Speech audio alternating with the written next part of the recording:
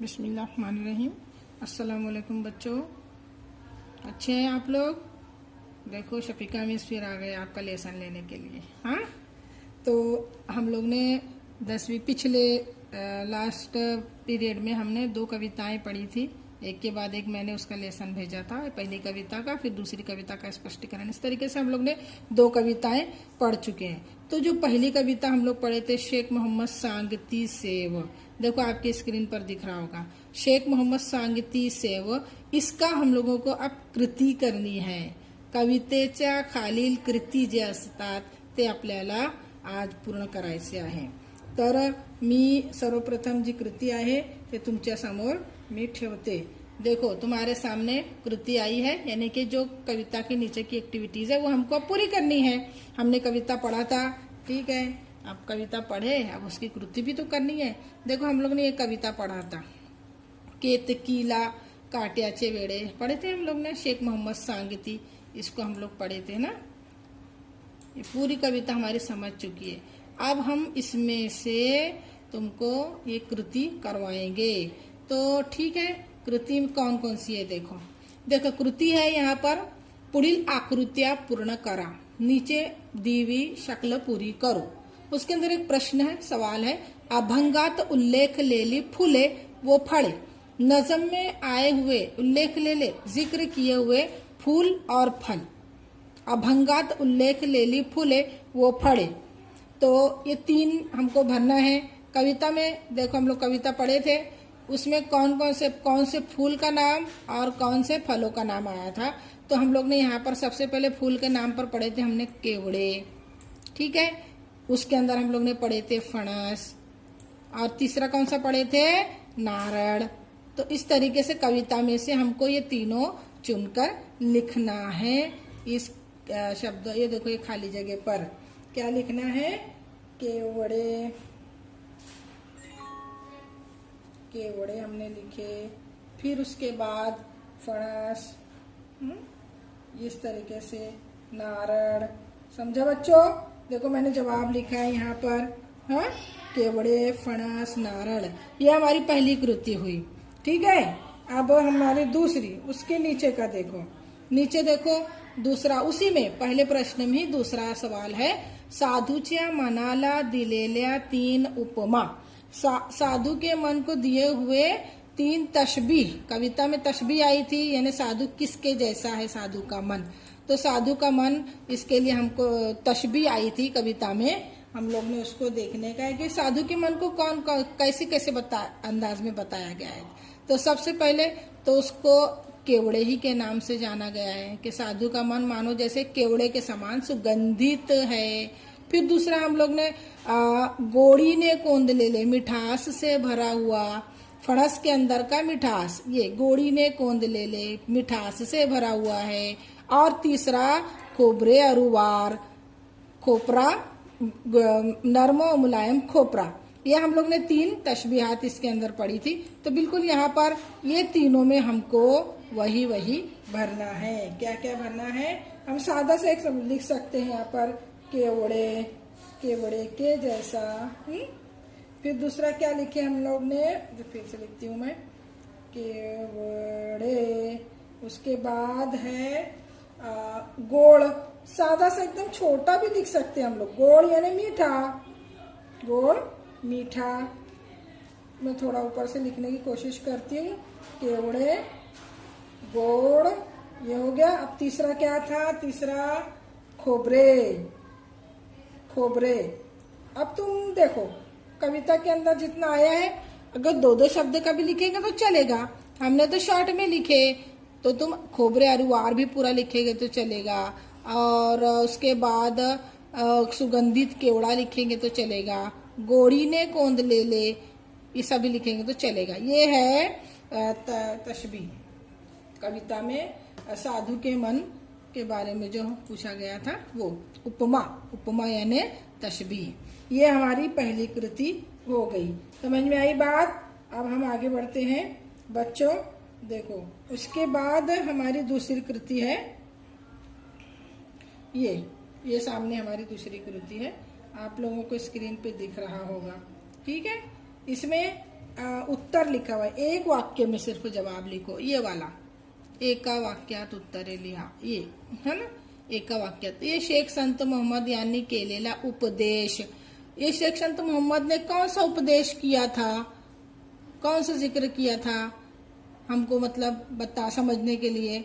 उन्होंने एकदम आखिरी में उपदेश किया था कि देखो, तो ऐसा ऐसा सद्गुरुंशी धरा भाव, ये उपदेश उन्होंने किया था। सद्गुरुंशी धरा भाव, सच्चे लोगों का साथ लो, उनकी भावनाओं को समझो या ले लो।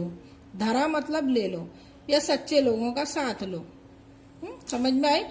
सद्गुरुंशी धरा भाव, बस इसका जवाब इतना ही है, एक वाक्य में। देखो यहाँ पर सवाल दिया हुआ है, ये दिखा, ये यहाँ पर ये वाला यहाँ पर हमको लिखना है। यहाँ हमको लिखना है, क्या लिखना है? सद्गुरुंशी धरा भाव, हमको लिखना है यहाँ पर सद्गुरुंशी धरा भाव। एका वाक्यात उत्तरे जो हमने लिखे, ये देखो यहाँ पर इसका जवाब नंबर 2 का जवाब हमने लिखे सद्गुरुंशी धरा भाव। समझे तुमको बच्चों? अब देखो हमारा सवाल नंबर 3 क्या है। सवाल नंबर 3 क्या है? देखो सवाल नंबर 3 है हमारा, ये जो खाका दिया हुआ है तुम्हारे सामने, इसको हमको बाह्य रंग और अंतरंग भरना है। सवाल है ऊपर देखो, तुमको सवाल दिखेगा, वैशिष्ट्ये शोधून पुढील तक्ता पूर्ण करा। वैशिष्ट्य शोधून पुढील तक्ता पूर्ण करा, यानी के सिफत ढूंढकर, सिफत, हाँ खूबी ढूंढकर ये जो तख्ता है पूरा करो। अब किस किस चीज की खूबी? तो केकती कैसे, फणस कैसा, नारळ कैसा, संत कैसा। केकती कसे होते? केकतीचे झाड ते लिहायचे। बाह्य रंग, बाहर से कैसा, अंतरंग अंदर से कैसा। फणस बाहेरून कसा, फणस आतून कसा। नारळ बाहेरून कसा, आतून कसा। संत बाहेरून कसा, अंतरंग कसा त्याचा, है ना? समझा तुमको बच्चों लोग? तो अब यहाँ हम लोगों को इसका जवाब लिखना है, यानी ये केकती बाहर से कैसे, बाह्य रंग, और अंदर से कैसे। तो हम लोग ने याद करो, हम लोग ने फिर कविता की तरफ जाना है हमको। देखो हम लोग केतकी के झाड़ पर पढ़े थे, केकतीला काट्याचे वेळे, काट्याचे वेळे, काट्याने वेळ ले ले। तो बाहर से क्या है? काट्याने वेळ ले ले। तो हम यहाँ पर आएंगे, देखो अभी यहाँ पर हम लिख सकते हैं, बाहर उनके केकती ने काट्याने वेळ ले ले, ये यहाँ पर हम लिख सकते हैं, काट्याने वेळ ले ले। ये उसका जवाब ये है। सिर्फ यहाँ पर लिखना है बच्चों, सिर्फ यहाँ लिखना है बच्चों, सिर्फ इतने में लिखना है। ये मैंने बड़ा लिखा है, इसलिए तुमको जगह नहीं थी, इसलिए मैंने बड़ा लिखा है। तुमको लिखना है इतने ही में, ठीक है? हाँ देखो, लगे तो अगर बड़ा होता है तो मैं करती हूँ कोशिश, नहीं हो रहा है, ठीक है? चलो, तो कैसे? काट्याने वेळ ले ले, ये हम लोग पढ़े लिखे थे यहाँ पर, काट्याने, या फिर वो जो कविता का शब्द है वही लिख लेना, काट्याने वेळे, है ना? फिर उसके बाद दूसरा, अब वो अंदर से क्या है? ये यहाँ पर, यहाँ हम लोग ने पढ़ा था केवड़ा, तो यहाँ पर हम लिखेंगे केवड़ा, सुगंधित केवड़ा। क्या लिखेंगे हम लोग अंदर? सुगंधित केवड़ा। सिर्फ केवड़ा भी लिखे तो भी चलेगा, सुगंधित लिखे तो भी चलेगा बच्चों। सुगंधित केवड़ा, यह हुआ अंतरंग। अब इसी तरह देखो बच्चों, ये फणस, ये फणस, ये वाला, ये फणस है। फणस का हमको बाह्य रंग, अंतरंग। अब बाह्य रंग में हमने क्या पढ़े थे? फणस कैसा दिख रहा था बाहर से? कविता में तुमको याद है, कविता हमेशा तुम्हारे सामने रहेगी। कविता में देखो, फणस सर्वांगी काटवले, ये लाइन आएगा, सर्वांगी काटवले। क्या आएगा बच्चों? सर्वांगी काटवले। कहाँ लिखेंगे? बाह्य रंग में। देखो यहाँ पर लिखेंगे, हाँ, सर्वांगिनी, सर्वांगी, सर्वांगी काटवले, सर्वांगी काटवले। बच्चों दोनों मैं लिख रही हूँ, एक एक मिटा कर, क्योंकि उतनी जगह पर मुझको समझ लिखते जम रहा है, लेकिन तुमको पूरा लिखना है, सर्वांगी काटवले। ठीक है, चलो अब इसी तरह हम लोगों को यहाँ लिखना है, तो हम यहाँ लिखेंगे, बाहर से कहता, अंदर से कैसा है, रसाल गरे, रसाल, मैं मिटा रही हूँ और दूसरा लिख रही हूँ गरे, लिखना दोनों है बच्चों तुमको, हाँ, रसाल गरे। क्या लिखेंगे, मैं छोटा लिखने की कोशिश करती हूँ, रसाल गरे, समझा तुमको? तो इस तरीके से तुमको जवाब लिखना है। फिर उसके बाद तीसरा आता है नारड़, नारड़ वरुण बाहरुन कैसे दिखता है, हम लोग ने कविता में पढ़ा था। देखो बच्चों, ये कविता में हम लोग ने पढ़ा था, नारड़ कठिन, कठिन है ना, तो हमको यहाँ पर बाहर आ जाएगा कठिन, ये कठिन आ जाएगा, हमने लिखा ये यहाँ पर। और अंदर से कैसा है, खोबरे, मुलायम खोबरे, ये यहाँ पर आएगा बच्चों, यहाँ पर आएगा मुलायम खोबरे। या मऊ लिखती हूँ मैं, हाँ, मऊ छोटा सा शब्द है, मऊ खोबरे, खोबरे। समझ रहा होगा तुमको कि नहीं समझ रहा है? ठीक है, मैं और भी साफ लिखने की कोशिश करती हूँ, मऊ, मऊ खोबरे, दिखा, ये हुआ। अब चौथा हमारा है संत, संत, संत बाहरुन कसा, फिर अपन कविता में जाएंगे, हमने बाहर से संत को कैसे देखा, ऊपर से देखो, ये हम यहाँ पे भीतिन निपजती, तो जैसे साधूचे शब्द गाळे परोपकारी लागी, सर्वांगी काटवले, ये सब हम लोग ने पढ़े हैं। देखो, तो गाढ़े का मतलब यहाँ पर कठोर होता है, सख्त, यानी इससे पहले मैंने बताई भी थी बच्चों, जब मैं पढ़ाई थी तुमको तो बताई थी, गाढ़े मतलब सख्त, बाहर से एकदम सख्त, कठिन, तो बाहर से हम कठिन लिख सकते हैं, बाहर से ये क्या दिखता है, संत कैसे दिखते हैं, कठिन, या दूसरा शब्द बोले तो गाढ़े। हम लोग ने दोनों पढ़े हैं कविता के अंदर, ये भी पढ़े हैं हम लोग ने, देखो बच्चों ये भी पढ़े हैं हम लोग ने, ये भी पढ़ा है ना, ये बाहर से। अंतर, अंतर उसका क्या है, अंतर हम लोग ने ये पढ़ा है, ये बोधे वो संडले, यानी अंदर से पूरा समझ से भरा हुआ, और या फिर परोपकारी, है ना, तो बोधे वो संडले, अंदर से तो समझ ही समझ है साधु में, तो हम क्या लिखेंगे, यही का, ये कविता में से लिख कर देख कर लिख लेना, बोधे, फिर मैं मिटा रही हूँ, दूसरा लिख रही हूँ, वो संडले, बोधे वो संडले, ये वो संडले, ये बच्चों इस तरीके से हम लोगों को लिखना है। देखो, बोधे वो संडले, ये हम लोग ने यहाँ पर लिखे, मैं मिटा रही हूँ, फिर से लिखो, बोधे, ये हम लोग अंदर का लिखेंगे, बोधे वो संडले, शब्द बड़ा है बच्चों, तो इसलिए मैं डबल करके लिख कर फिर मिटा रही हूँ, फिर लिख रही हूँ, वो संडले, वो संडले, तो मैं साफ जगह पर लिखती हूँ, वो संडले, अभी दिख रहा होगा बच्चे तुमको, है ना। चलो इस तरीके से देखो हम लोगों ने इसको किया, ये है विशेषता, यानी खासियत, सवाल नंबर 3 में हुआ। ठीक है, आगे बढ़े। चलो अब ये है हमारा अगला सवाल था, ये यहाँ पर बच्चों, ये थोड़ा इसमें यहाँ पर छुपा हुआ है, लेकिन कोशिश करेंगे इसको समझाने की। साधुचे, सवाल क्या है हमारा, पुढील पुढील विधाने सत्य की असत्य ते लिहा।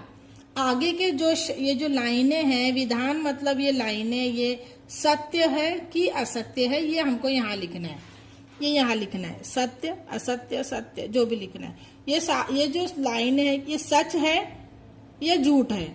सच है तो सत्य लिखो, झूठ है तो झूठ लिखो, असत्य लिखो। ठीक है, यहाँ पर असत्य सत्य जो भी लिखना है, जो भी यह है हमको वो लिखना है। ठीक है, देखो अभी पहला हमारा साधु चे मन बोधाने ओसंडले। साधु का मन तो बहुत ज्यादा समझदारी से भरा होता है। तो सही है कि गलत? हम लोग ने क्या पढ़े थे? हम लोग ने कविता में पढ़े थे कि तैसे साधु चे अंतर यानी मन, ऐसे साधु का मन बोधाने वो संडले, मतलब समझदारी से भरा हुआ। तो इसका मतलब ये विधान जो है ये सत्य है। तो यहाँ पर हम लोग लिखेंगे सत्य, यहाँ हम लोग लिखेंगे सत्य। समझा बच्चों? ये हम लोग यहाँ लिखेंगे सत्य। अब दूसरा, फणसाचे सर्वांग गोड़ी ने भरलेले असते। फणस का पूरा जिस्म, सर्वांग ऊपर का, ये पूरा कांटो मिठास से भरा होता है। सही है कि गलत है? देखो सर्वांग का मतलब पूरा ऊपर का जिस्म दिखता हुआ, जो दिख रहा है, जो नजर आ रहा है ऊपर से। हमने क्या पढ़ा था? हमने अपनी कविता में पढ़ा था कि फणस सर्वांगी काटवले, गोड़ी ने नहीं पढ़ा था, उसका तो गोड़ी अंदर से है मिठास से भरा हुआ, लेकिन ऊपर से सर्वांग कैसा था? काटवले। तो इसका मतलब ये जो वाक्य है ये वाक्य असत्य है। ठीक है, ये वाक्य असत्य है, ये सत्य नहीं है, असत्य है। अब इसी तरह संत शेख मोहम्मद प्रेक्षकांना उपदेश करतात। संत शेख मोहम्मद प्रेक्षक को उपदेश करते हैं। प्रेक्षकांना उपदेश करतात। बच्चों जरा शब्दों पे गौर करना। ये जो शब्द है, ये वाला जो मैं बता रही हूँ, ये प्रेक्षक शब्द आया है। प्रेक्षक है नहीं, हम लोग ने कविता में क्या पढ़े थे, जरा गौर करना। देखो ये नीचे लेके जा रही हूँ मैं। ये देखो, संत शेख मोहम्मद से वो सभे श्रोत्या प्रति, ये श्रोता का मतलब मैं बताई थी सुनने वाले, देखने वाले नहीं, सुनने वाले। तो शब्द क्या आया है? सुनने वाले। और हमारा सवाल क्या है? हमारा सवाल है संत शेख मोहम्मद प्रेक्षकांना, मतलब सामने बैठे देखने वालों को। तो प्रेक्षक शब्द यहाँ गलत है, इसीलिए हमारा जो ये विधान है ये भी असत्य है। ये जो विधान है ये असत्य है, ये भी असत्य है। समझा बच्चों? तो इस तरीके से देखो हम लोगों का एक कृति में हम लोग ने एक कविता के नीचे की 3 कृति हमने कर लिया है। अब आगे बढ़े? ठीक है, अब आगे बढ़ते हैं। अगली कृति कौन सी है वो देखते हैं।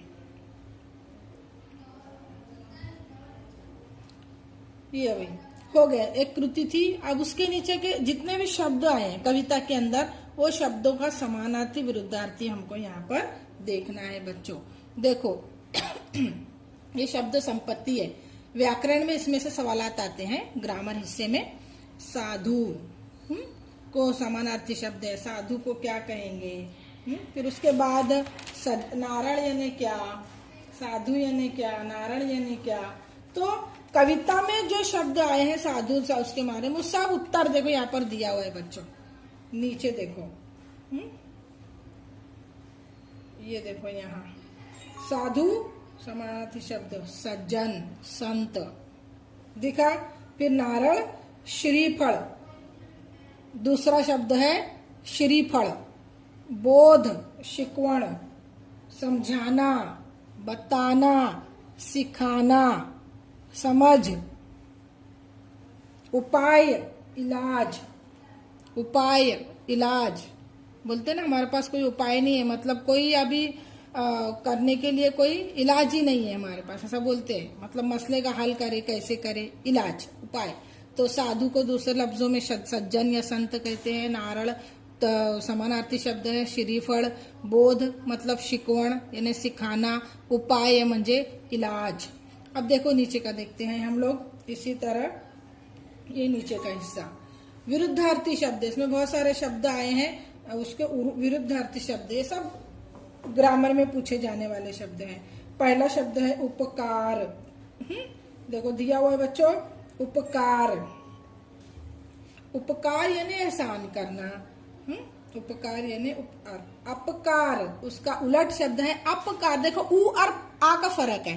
उपकार यानी एहसान करना, अपकार मतलब एहसान नहीं करना, एहसान फरामोश। दूसरा शब्द है बाहिर, ये बाहिर, तो इसका समानार्थी शब्द है आत। ये आत यानी अंदर। समझ में आया बच्चों?